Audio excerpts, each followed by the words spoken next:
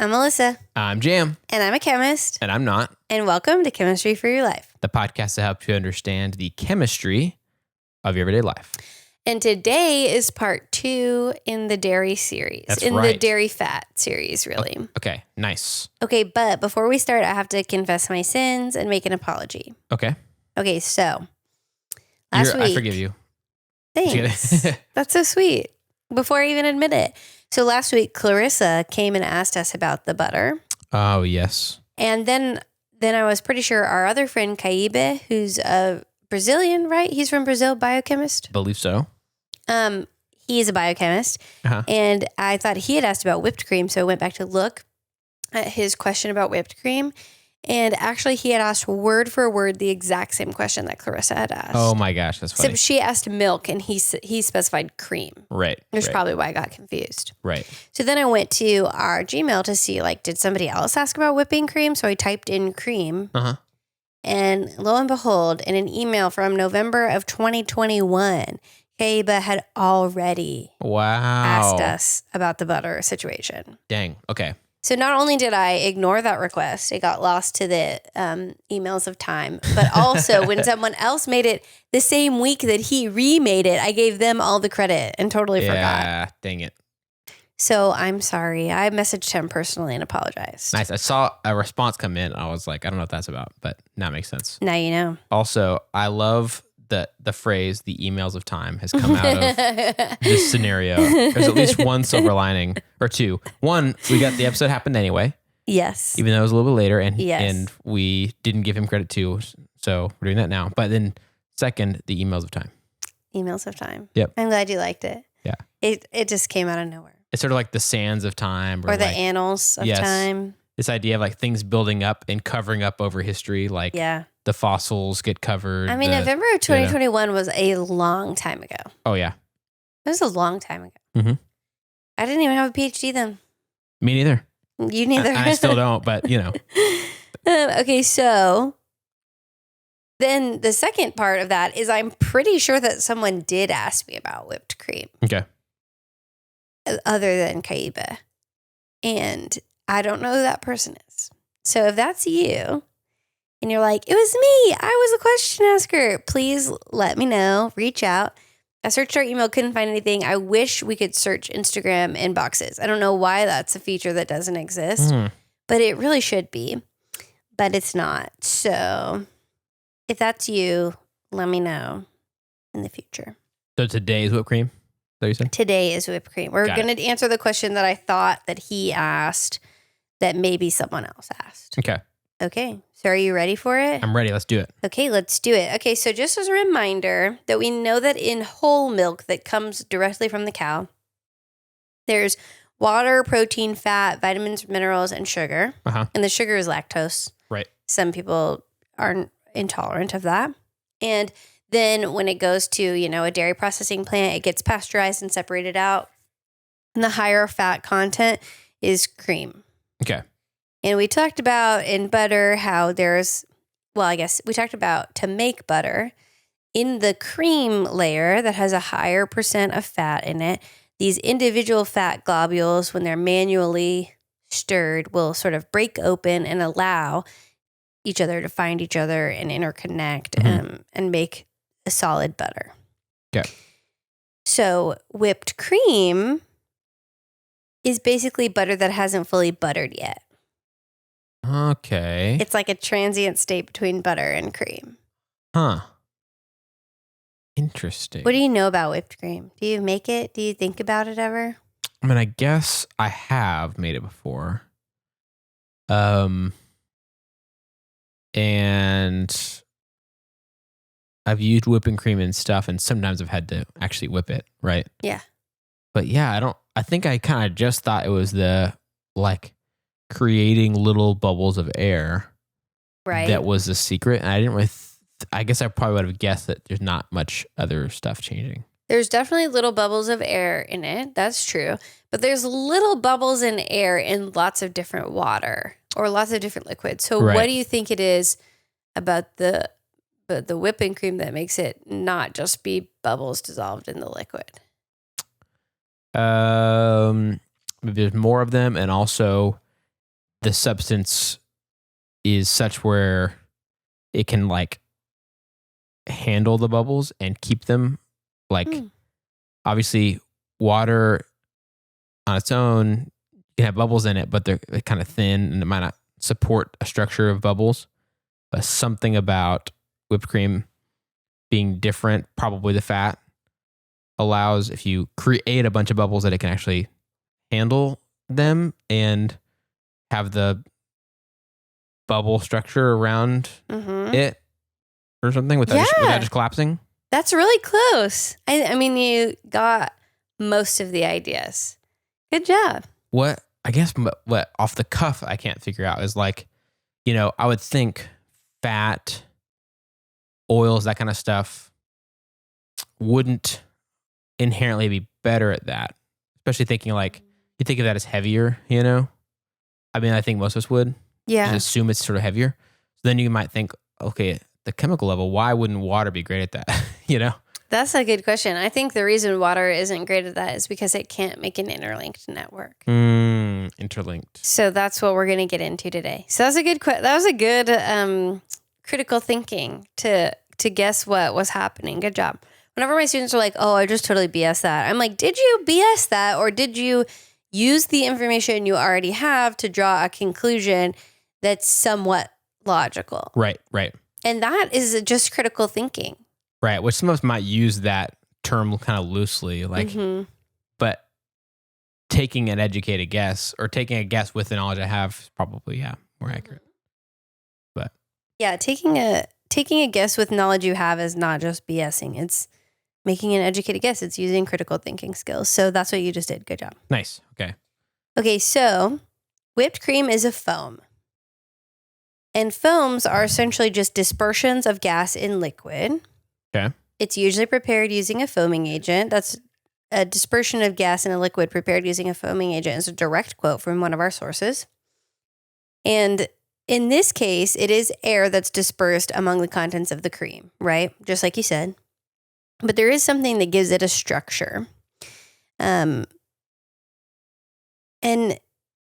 initially, I found this really cool paper from 1986 that it was kind of spicy. It was like, okay, so they took a scanning electron microscope to look at the structure of the cream as it was forming. So like the literal title of the paper is the development of, no, that's a different one. I lost it. The development of structure in whipped cream. Okay. So it literally talks about how does the structure get there, which is a gold mine. I was so excited to find it. It's kind of an older paper, but in the paper, he talked about, it kind of seemed like he was throwing a little bit of shade. Like, well, up till now, we've looked at the final structure and that's great, but it doesn't really tell us how things happen. And we're just kind of making assumptions, which is such a niche, high drama situation. Yeah. Like in that academic community, I'm betting when that came out, people were kind of mad about it. Maybe. That's what I like to imagine. They're like, we thought we knew. We were just doing the best we had with what we had, whatever. And he's like, mwahaha, I got it. That was my imagination. It's like a high level of niche drama. Just a little bit of academic spice, But essentially he looks at, he would freeze a sample and look at it under a scanning electron microscope after like 10 seconds, 20 seconds, 30 seconds, 40 seconds, 50 seconds of whipping cream. And what he actually found is, there's already air dispersed in milk. Right. And so what makes it different, or in cream, what makes this different is first, it seems like the air bubbles are actually stabilized with the protein in milk. Okay. So they kind of get protein coming around the outside of the air bubbles. And you remember we talked about how the protein in milk is kind of cool? Yes. It's like acts as what they call an emulsifying agent, which allows for the emulsion to form, like allows the mixing of oil and water. Right. And so in this case, it seemed like that protein forms at the interface between the air and the water. Or the protein like takes up a spot at the interface between the air and the water, or the cream content. And for some reason, that is the key step to then allow the fat to come and interact at the interface between the air bubble, this water air membrane type of thing, and surround it. Okay. And it's the same thing that happens in butter, where these individual fat globules initially in the first 10 to 20 seconds, they're minding their own business still. And the air bubbles are starting to, be surrounded by proteins. And then the fat is able to, as it starts to break open from those globules and interact with each other, it starts to surround the air bubbles with the protein acting almost as a bridge and then interlinking. So it's forming those, I think it's intermolecular forces, but it could be, one source did say cross-linking, which would indicate maybe an actual bonding, but I think it's more intermolecular forces to kind of make a network. And so it reminded me of the visual I have in my head is almost like, when people zoom in on your brain and they have all the like little neurons connected and it's like this whole big network. Mm-hmm. Or like, it looks like a bunch of string all over the place, things like that. Yeah. I imagine it looking like that. But actually in this paper, there are pictures of it developing, which is so cool. From the scanning electron microscope. But essentially, you can envision an air bubble with a protein film around it. And then around that, a fat layer with tendrils, coming out and connecting to other fat layers that are surrounding other air bubbles. So they all start to interconnect and form a somewhat of a structure. Interesting. So it is very much like the first stage in what's going to happen to the butter. Right. Because the butter forms that interlocking network, but in butter, a lot of the air bubbles are collapsed and the fat molecules are closer together. Right. So it is very similar to butter, but it just isn't butter yet. Yeah. Interesting. I guess here's a question I have off the top of my head that maybe is an obvious answer, but is this, so the fact that the protein allows the water and the fat oil to like interact, is that basically the same reason then that a network of bubbles can form in soap, where soap can interact with, it's not a protein, but it can interact with both water and oil and create some structure that can hold bubbles? Or I guess you don't need the oil though. You're asking to create soap. You just need water and soap. You're asking about the bubbles in soap, like bubble bath, like Correct. where all those bubbles come from. Correct. That's a really good question. Those are the two bubbliest things I know of, And I've been able to, like, when I clean my milk frother thing, I can put some water and some soap in it and just run it on no heat. And it just like mixes around and makes this really fine. That's tasty. satisfying. It looks tasty, but it is soap, so I'm not going to So drink it almost looks like whipped cream, but it's soap. Yes. Wow. I never thought about what makes the bubbles, like what in soap allows you to have that, like contain the bubbles, basically. Wow. Thank you for asking that. Maybe we can put it in a Q&R. Maybe so, or maybe we can make a whole episode about it. There we go. Yeah, because what makes those suds? What makes sudsiness? Surely that's somebody studied that. Yeah, surely. There's a lot of different types of chemistry, like surface chemistry. I'm saying, there's like these air bubbles and they're surrounded by protein. There are people who study the interface between the air and the liquid that really creates the bubble. But I didn't feel like that was super valuable for us to get into today. That was a really good question. I thought it was going to be like more on topic than it was. Or as I started asking it, I started realizing like, but you don't have to have oil present. So it's not like it's like the same thing. Yeah. Just changing out the milk protein for a soap molecule. Suddenly I realized it wasn't quite the same. I mean, I do think that there's something in the soap that does capture air because I have done an experiment called elephant's toothpaste. You've done it too. Yes. And it basically is a rapid release of air that gets trapped kind of in the soap. And that then it makes it foam up like that, Yeah. And so I'm assuming that the principles underlying that are very similar. It's like the air, very small air bubbles are suspended in this liquid. But I guess it's like I can't in my mind. A lot of times what I do to answer questions is I zoom in to the molecular level. And I'm having a hard time zooming into the molecular level and thinking about what is happening in soapy bubbles. Yeah.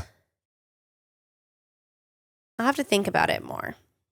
Sweet. That's a good question. I think that's a good episode for another day. So let me find my place here where we are. Sorry. That's okay. No, that was really good. Okay, so I will say the protein part happens for the first 20 to 30 seconds, and then the proteins start to act as a bridge that allows the fat globules to start to connect and interact with the air bubbles. Okay. So they facilitate the linking of the air bubbles together essentially via fat. You're just like locking these air bubbles into place with fat or into near each other. And one source phrased it, I think they described it well. It's air cells surrounded by a film containing fat droplets that are stabilized by a film of protein.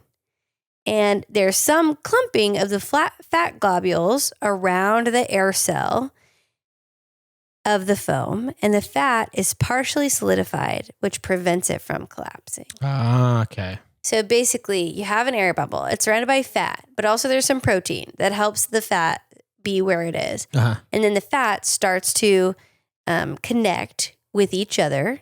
They start to clump. And then that fat that has started to become solidified because of the clumping helps it keep its shape. Okay. So essentially, the fat is the stabilizing agent in the air dispersed in the cream. Okay. Okay. That makes sense. So that's basically what whipped cream is. It's just a foam with air bubbles that are able to interact with proteins and then interact with fat using intermolecular forces. And then they are stabilized, and that's whipped cream. Dang. Wow. But I will say the reliance on fat for the structure is why you can't let whipped cream get too hot. Right. Because the fat will melt. Yeah. And, go to its liquid state, one. And then two, the fat being relied on for the structure means that if you use colder things, it will let the molecules move around less. And so they will be more solid when they're in their whipped form. So if you use like a cold bowl and a cold beater or a cold whisk, that can help the interlinking process happen faster, which is counterintuitive because normally when we want molecules to interact with each other more, we put heat in to move around more. Or manually moving it around, and then the cold is making the fat go from being liquidy to being solid. It's almost like you're almost freezing the fat. So that's why it helps it solidify. It doesn't really help the chemical processes as much as the physical going from a liquid to a solid. Right. And so that's it. I thought that was interesting. I've also heard something similar in the coffee world talking about sort of frothing milk, which wouldn't be making whipped cream, but is some of the same things at play, that the heat thing makes a big difference. And you gotta be really careful not to go too hot when you're trying to steam milk and froth it and stuff like that. There's kind of a sweet spot. Like obviously for a hot drink, you want it to be warm, but you just can't go too warm or it really changes things. And you can't get a good like froth and stuff. So that kind of connects to something from a different part of my brain. Yeah. Well, and one of our listeners, I think her name is Lyn, wrote in also about being a coffee lover and asking questions about why you have to use what you use when you texturize milk, but I don't remember what it was. So I was like, oh, that would be really good for our dairy series. But then, then I haven't researched it anymore. I've also heard that if you get too hot, they can affect the proteins too. Denature it. And I think that's curdling, right? Oh, yeah, maybe so. I think denatured proteins is curdled milk. I think you can boil milk under the proteins without it curdling, but it wouldn't be able to be frothed. So there's another thing that we can add is what's the curdle? Yeah. Because sometimes I will say like, oh, my whipped cream is curdling, but that's when it like looks like it's about to be butter. Right. So maybe curdle is a specific thing where proteins get denatured and then clump back together in a different way. Right. Who knows? Look at all these questions coming up today. So many things about milk and cream and whipped cream. So many things. Yeah, and bubbles. Lots of things. I will say, though, if you keep whipping whipped cream more and more before you add any sugar or anything, the fat globules will keep finding each other more and more, and the bubbles will either collapse or they'll be somewhat suspended in the suspension that is butter. Got it. Okay. So that's why I say whipped cream is like a transient state, because it's not really solid and it's not made to last indefinitely. It needs these like special conditions to form and stay formed. Mm-hmm. And if you go too far, then boom, it's butter. And if you don't go far enough, then it's just kind of like airy liquid. Right. It's not quite reached that stabilized foam yet. Like people say like the stiff peaks, you know? Yeah. Interesting. So yeah, that's what I learned. Dang, that's cool. Yeah. Do you want to take a stab at saying it back to me? I mean, there's not like a specific chemistry lesson. It's more like part 2 from last week's chemistry lessons. But it's helpful too, because like I like that so many things were similar, because it also helps me remember and keep fresh some of what we talked about last week. But so basically we talked about that on going from cream to butter requires helping break up the fat globules, allow more fat to find each other. And there's still going to be some of the like other liquid, like the water and stuff like that, and involved in that. And the protein helps them stay together in the first place. But when we get butter, we still have some of that in there, but we've allowed more and more fat to find each other and form into a solidified, more solidified thing. Yeah. And what we're kind of doing with whipped cream is stopping in the middle there in a crucial point where some of the globules have been able to be broken up, and some of the fat has been able to find each other enough to have a structure that's good enough to hold bubbles and be connected to each other kind of loosely without being a huge clump, a huge group. Yeah. So just enough where it can still, like air can still be trapped in there and it not just fall in on itself. And the protein still is allowing sort of fat and water to interact and all the other stuff that's in there, sugar and stuff like that. Yeah. And if you get it in the sweet spot, then it's in this perfect scenario where it's not too liquidy. Yeah. Like it was just cream, and not too buttery either. And it's in the sweet spot where it can suspend a bunch of not suspend in the chemistry sense, but like can hold a bunch of air bubbles. I think that's suspend. Oh, okay. Yeah. I thought suspension was like another term you've used about like dissolving things, but not maybe. Anyway, not a rabbit trail I was trying to go down, but create a structure that holds all that air in there. Yeah. And has a big fluffy, takes a lot more space and can do that without falling in on itself. Yeah. And without being liquid and without being butter. If you think about it, it's so complicated because it's like, is this a fluid? Like, is this a liquid or is this a solid? It's more on the liquid side, and it has a underlying structure that it's like, this isn't a solid, but it has a underlying structure that usually liquids don't have. Right. And so it is this like weird transition between solid and liquid that we're able to temporarily freeze and eat, and it's delicious. Yeah.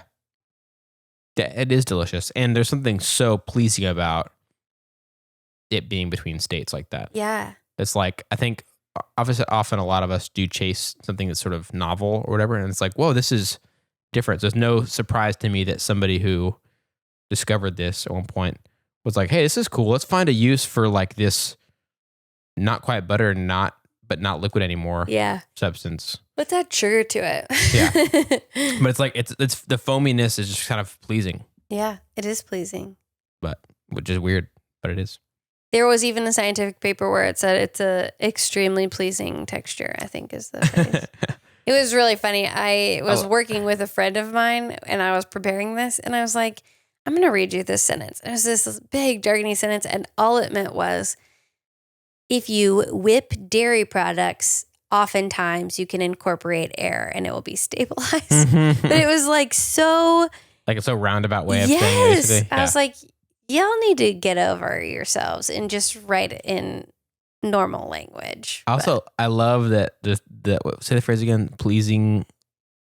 Extremely pleasing texture, Yeah. I think. I love that because you can't really prove that. Nope. Because you could prove that it is pleasing to a Some specific people. individual. Yeah. Yeah.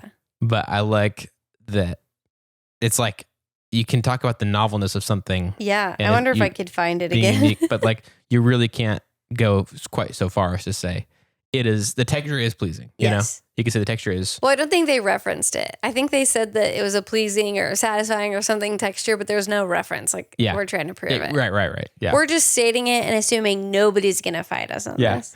I also wonder if they have to use more of the like somewhat fancy language to be taken seriously as dairy scientists. Like, I wonder, maybe not. Maybe dairy science is like a whole field that I just haven't really been exposed to. And I mean, I was thinking about how complex all the different interfaces are and how much there's still to learn. Yeah.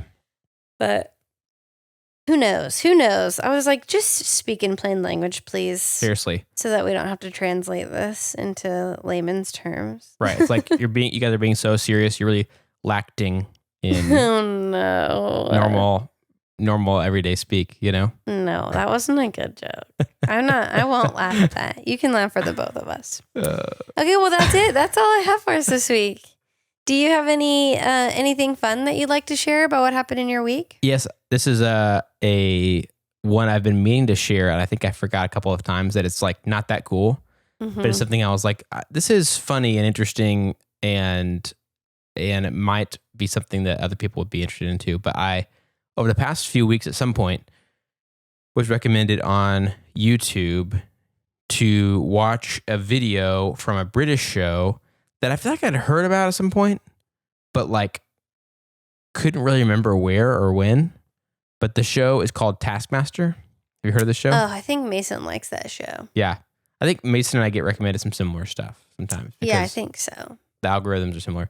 But it is this very ridiculous show. And I've watched many clips now at this point where the premise is simply that like there's this sort of character who is the taskmaster who like gives somewhat ridiculous tasks to the people who are competing on the show, and they're all comedians. Did Rhett and Link play this game? I have no idea. I think they might have. I think that's maybe where I heard it. But I think it started in like the late 2000s or something like that. And a comedian started it, and then he always has comedians be on it. Yeah. And so the task will be, one of them it was so great. So they're all competing individually and filming individually their attempts, and then they show them all later. And yes, Rhett and Link have been doing this. The taskmaster has to decide who did it best or worst or whatever, and give points accordingly. One of them was like they all arrive and they had just an envelope that's sealed, and they open it and they just have to do what the task says. Yes, but they can't get any other information other than what's on the task. Yes, and one of them they open it and it says get goosebumps, fastest wins.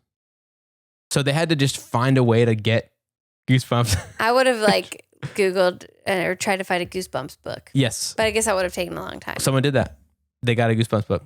How? They were like, they went to the library real quick, something like that.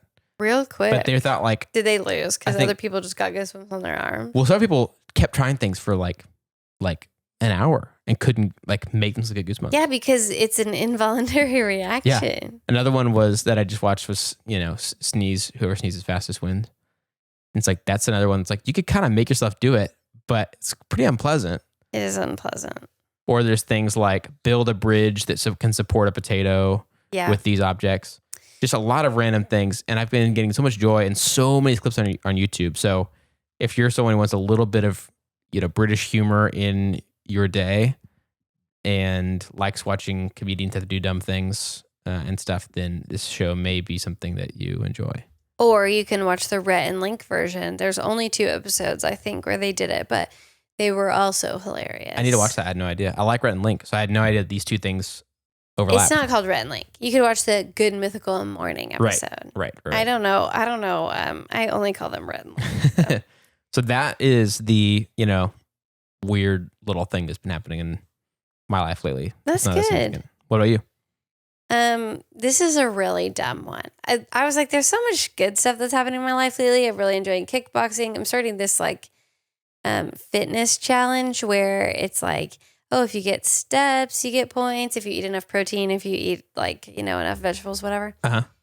So that's fun. I like to gamify everyday life activities. So that's like a fun thing. Nice. But the thing that I was like, oh, this has made me really excited. And every single person I've seen, I've told them about it right away. Is I bought some shoes. And listen, I know you don't care a ton about material things, but I mean, I probably am just picky about which material things I care about. Yes. Well, and that's why I think you'll appreciate this. Yeah, I'm definitely not, what's the word? Completely. You're not trying to buy all the shoes. I'm not untethered from material reality. Right, of course. Yet. So I got shoes for my wedding, and I don't know if my feet have widened, maybe because I've like gained weight or something. But also, I think part of this because I buy shoes online a lot, and I wore them for my whole wedding day, but I have not been able to wear them since.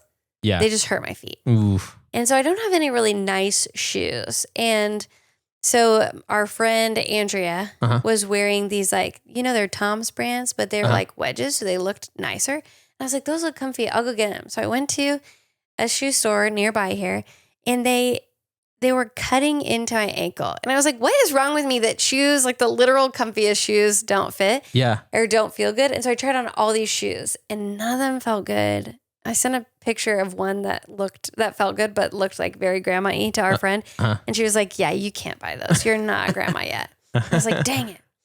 So then I was about to give up because I had to go to kickboxing. And as I was walking out, I saw these shoes that they're yellow, which I really like yellow shoes. If you're watching the YouTube, I'm wearing yellow shoes now. I like a pop of color in my shoe. Yeah. And they look like they would be very uncomfortable because they're like platform heels. And I like, wedges that are kind of flat. But I was like, I've tried on 100 other pairs of shoes. I might as well try these on. And they were the only ones other than the grandma shoes that didn't hurt my feet. Wow. And they're so cute. And Mason doesn't know what they look like yet. I'm going to surprise him on a date that we have this weekend. And I'm so excited. And yeah, I just thought it's kind of a small victory, but sorry, for people on YouTube, I guess you can see me. I waved because Jam's wife walked across the window. But it's kind of a small victory, but to find shoes that fit and feel good. And I wore them around this morning while I was getting ready to make sure that they really would work for a whole date night. Yeah. They're awesome. That's great. They were so comfy. And I think it's because I've been buying my shoes online. I think I forgot during COVID that you should go places and try on shoes. Yeah. And then once you figure that out, you could order that same shoe somewhere else if you wanted to. Yeah. And you kind of know, oh, this is the shoe that works good for me. This is the size that works, whatever. But yeah, the discovery part, the testing out part is so hard to do. Because the shoes that I've loved that have lasted a long time and been high quality, I've ordered high quality shoes, but they just don't quite fit right. Yep. But I take it from other people. They're like, oh, this fits my feet great. Yeah. Don't do that. Try on shoes. Yeah. Especially if you have a wider foot like me. It was so great. And the first pair should have been really comfortable. They looked really comfortable. The sole was really comfortable. It was just, it cut weird into my heel. Yeah. Anyway, so I was really, really excited. There's lots of good things happening in my life right now, but it's just been one thing that I want to tell everyone. Yeah. I'm like, I found these shoes. They're so cute. And I can't wait to wear them and surprise Mason with them. And they actually fit and feel good. They fit and they feel good. That's good. Because I won't wear them if they don't fit and feel good. Yeah. I had the opposite problem a few years ago where I finally discovered that my feet are really narrow. And I just had no idea. But then if I look at my feet, I'm like, duh, I just didn't know. Yeah. And I don't really think, it's not the kind of thing you can think about comparing to other people because also people have bigger feet than me. All feet are different. Yeah. It just never really occurred to me that I'm like, oh yeah, my feet are narrow and weird. And everybody's feet are different. So you just... Yeah. But it's to a point where it matters about which shoes I get and stuff. And it just took me forever to realize it. And now it's helped. It's kind of unlocked some stuff. But still, it's like, the trying on stuff or the getting the wrong shoes and having to figure out the hard way has happened to me a bunch of times where I'll have to tighten them a lot. Yeah. Because of my little Mine, it's flipper like feet. This part right here, like the box right before your toes, I guess, is that called toe box? That part is wide. And I like on Sperry's and stuff, that part would kind of bow out. But I think maybe with gaining weight and maybe with COVID, my tolerance for not being comfortable went down. And so shoes that I used to wear and think were comfortable, they're not comfortable now. Like I had a pair of Chacos for a really long time that it was like one summer I could wear them and the next summer they hurt my feet. Dang it. That's annoying. So, I don't know. Yep. But I found them and I guess I can post a picture of them online if y'all want. Can you say, or should we not say the brand, or do we care? Does it matter? I don't even know the brand. Oh. Is it like Mark Anthony or something like that? I don't know. It's not a brand I've heard of before, but they seem to be high quality. They were at a place where most are high quality. So. Nice. Cool. And they seem like they'll last a long time, and I'm so excited. And it's the first time I've bought new shoes, well, like since my wedding for heels, but even before that, I got them as hand-me-downs from friends. Oh, yeah. So I think it's the first time I've bought new, nice heels other than my wedding in like 5 years. Yeah. Dang, that's awesome. I'm really excited about them. It's a big win for me. It's the simple things like that are essential, though, because we have to wear shoes every day. So we have to wear shoes. And sometimes you're expected to look a certain level of nice in your shoes. And I just haven't had that option. Yep. I did wear Tevas with a dress to a wedding recently. Nice. And I was really comfortable. But it was not the most stylish option. Yeah. Okay. So that's it. That was my lesson for today and my happy thing for this week. And I'm really thankful to our listeners who wrote in with those questions and the mystery person who asked about whipped cream, and to you for letting me come and teach you about whipped cream. And thank you for teaching us. And like Melissa said, thank you guys for the ideas. The best episode ideas come from you guys. Like, how does cream become butter? Where does whipped cream come from? How does it make that? All that kind of stuff.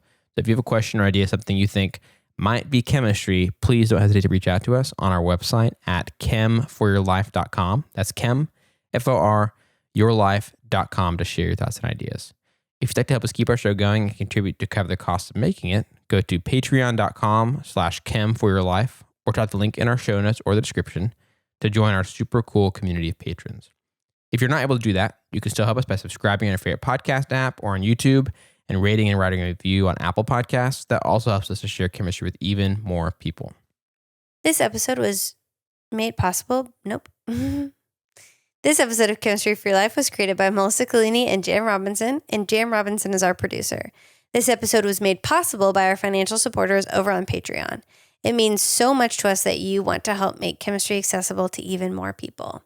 And those supporters are Avishai B, Bri M, Brian K, Chris and Claire S, Chelsea B, Derek L, Emerson W, Hunter R, Jacob T, Kristina G, Lynn S, Melissa P, Nichole C, Stephen B, Shadow, Suzanne S, Timothy P, and Venus R. Thank you again for everything you do to make Chemistry for Your Life happen. It means so much to us that you're willing to support us and make chemistry accessible to more people. And if you'd like to learn more about today's chemistry lesson, check out the references for this episode in our show notes or in the description of the video. Yay, chemistry!